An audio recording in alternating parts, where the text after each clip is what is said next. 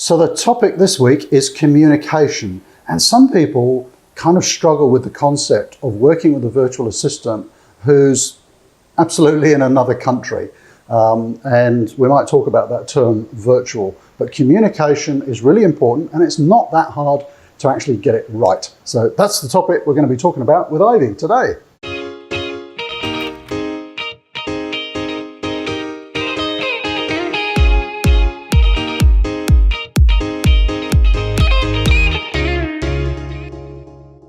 So communication is really vital. If you're working with a virtual assistant, they're probably in another country.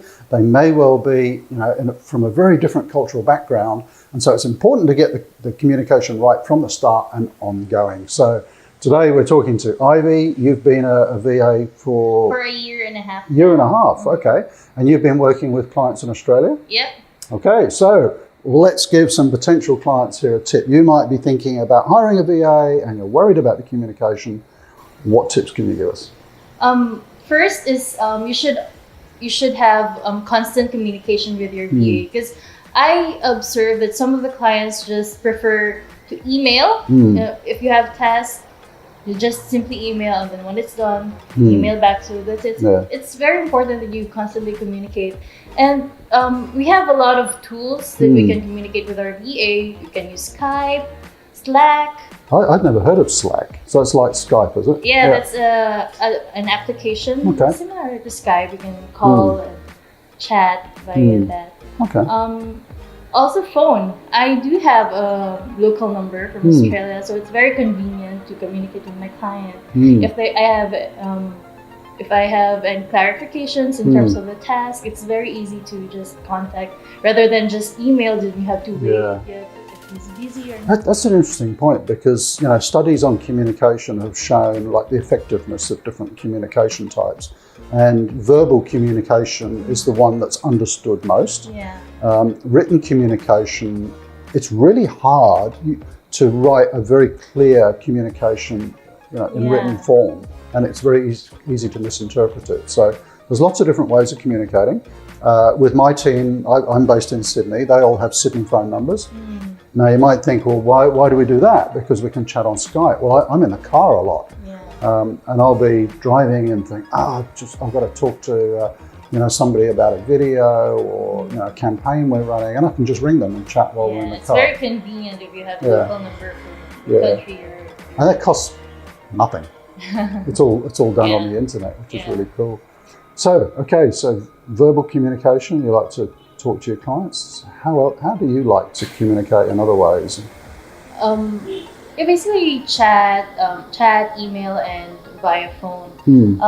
But most of the time, me and my client talk via call and chat most of the time. Not much with the email, because it's more convenient that way. Sure. And there's some really good tools for managing tasks and things as well, isn't it? Some we've used in the past have been like Basecamp and Trello and Asana. Smartsheet. Asana's another one. Asana and even Google spreadsheets. Yeah, it's easy. That's a good way of keeping track of tasks. It depends on your preference. What's easier, what works better for you and your client. You just have to talk about it, what works for you best. I get it. When we were having that chat over coffee, you made a really interesting point that a client that you've worked with in the past said, I want you to feel like you're just in the office with us. Yeah. Do you want to expand on that? The tips on how to improve your relationship with your VA is that you should treat each other like you're just in the office. Even though you're just working virtually, you should treat each other like you're just in the same office. Because one of my clients said, I want us to say hi and goodbye every time we log in and we log out, so that we're just like in the office. Yeah. No, that's cool. So I mean, some of the and in fact, when you raise that point about treat your VAs like they're almost in the office, I would stress that you've got to treat your VAs as part of your team. And in fact, I don't like the term virtual. I mean, I think a better term is a remote assistant or something, because a virtual assistant sounds like some kind of AI robot. Ivy's not an AI robot. Ivy's living and breathing, and and a member of your team. So I think you've got to get over that mindset. Virtual kind of sounds a bit clinical. Yeah. Some of the tips that we do amongst our team is that we will have stand-up meetings a couple of times a week, just like you would in the office. You stand around the whiteboard. Actually, here in this meeting room, my team gather in front of the whiteboard. We have a webcam. I'm standing up in front of a whiteboard in my office. It's just like having a meeting, really, as if we were all together. And we kind of go around the team and what we're working on and what the priorities are. So I think once you get over that hurdle, that the person isn't physically in the office, then you get some really good communication going. Yeah, you just treat your VA like a real person and not just a robot. Yeah, that's right. Yeah, the benefits of me coming over here is that we get to go for lunch and stuff. You can't necessarily do that with your virtual assistant. So any other tips on communication? What can go wrong? It's easy to have miscommunication if, like, for example, earlier, if it's written, because it's sometimes hard to understand. Yeah. So someone's intention is sometimes hard to understand when it's written. So it's important that you clarify. And for the clients, it is important that you direct any issues to your VA so that you can fix it right away and avoid further miscommunication and misunderstanding. Okay. So it's important to be kind while being still clear. Kind but clear, firm but fair, I would say. Couple more tips maybe from the client perspective. I find when I first started working with a virtual assistant, which is about 7 years ago, I kind of went overboard with the communication, and we'd talk 2 or 3 times a day, just, everything okay. And one of the things I always did was, have you any questions, ask anything you like, because it's about building trust and rapport, like you said. You want your VA to feel okay to ask questions. So that's really important.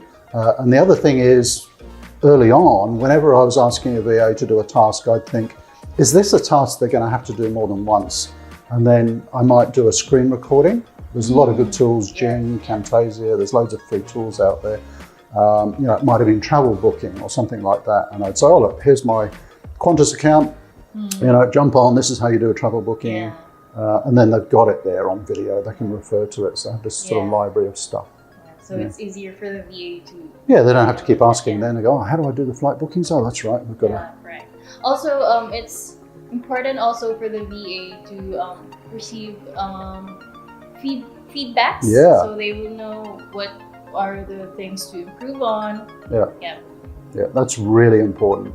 And again, that sort of firm but fair thing, particularly in the early days. So I'm lucky enough to be here in Davao with my team this week. One of my team made a mistake yesterday, and she came to me and said, "Uh-oh, I did something wrong, on your LinkedIn account." And I said, "Look, 10 out of 10 for telling me about it, but -5 for the mistake. Let's have a look at it." It was, just setting up some profiles and stuff. So you want your VA to be able to say, "Hey, I've screwed up." You want that degree of trust, and because that's how you learn. It's also important for the VA to feel that their client is approachable. Yeah, I think that's important. Like I said, early on in the relationship, ask me anything you like, any questions. No question is dumb, that kind of thing. So. And of course, positive feedbacks. Positive feedback's always good. Yeah. That motivates the VAs to work hard and do Cool. better.